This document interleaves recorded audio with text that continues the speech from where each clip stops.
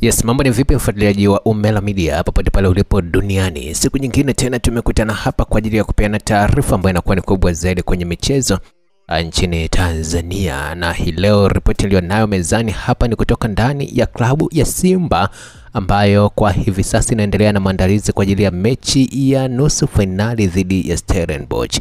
Lakini wakati maandalizi yao yakiendelea, hapa katikati pia pametokea taarifa nyingine kutoka kwa mnyama Simba mara baada ya kuwa ameingia kandarasi ya miaka 5 na kampuni ya J-Root Company kwa ajili ya kusambaza bidhaa zao hasa jezi kwa maana ya kutengeneza pamoja na kuzisambaza. Sasa mara baada ya kuwa amesaini kandarasi hiyo ambayo ni ya miaka 5 na thamani yake ni bilioni 38 ikiwa sambamba na baadhi ya vitu vya ziada ambavyo au naweza nikasema faida za ziada ambazo Simba anakwenda kunufaika nazo.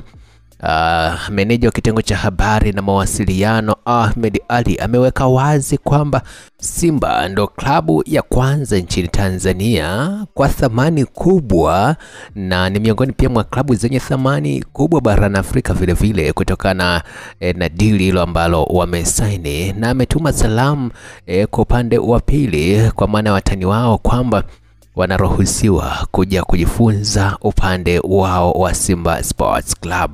Unaona ameeleza wazi kwamba dhamira ya Simba ni kuendeleza ukubwa wao barani Afrika, na kandarasi mpya ambayo wameisaini na J-Root Company inaashiria kwamba wanakwenda sasa kuleta dira mpya ndani ya Simba Sports. Kumbuka kwamba moja kati ya faida ambazo Simba wanakwenda kunufaika nazo ni pamoja na timu za vijana kunufaika kwa J-Root Company kuweka takriban milioni 100 shilingi za Kitanzania kwa ajili ya kusaidia soka la vijana, lakini pia ujenzi wa uwanja ambao utatumika na Simba Sports, lakini vile vile pesa kuwekwa kwenye soka la wanawake kwa maana kuzingatia Simba kwa hivi sasa wanao Simba Queens.